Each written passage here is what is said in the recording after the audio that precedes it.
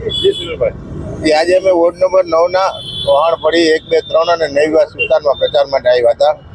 તે આવતા સાથે જોયું તો ત્યાં તો ગંદકીનો પૂરું ગંદવાડ હતો, ચારે બાજુ ગટર ઉભરાતી હતી.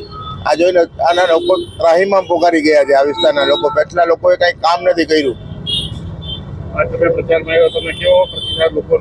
બહોળો પ્રતિસાદ મળ્યો છે, કારણ કે પાછલા 5 વર્ષમાં કોઈ કોર્પોરેટર આ વિસ્તારમાં આવ્યા નથી ને આ વિસ્તારનું કોઈ કામ જ નથી કર્યું. માટે લોકો ઉમકાભેર એમને સ્વીકારે છે.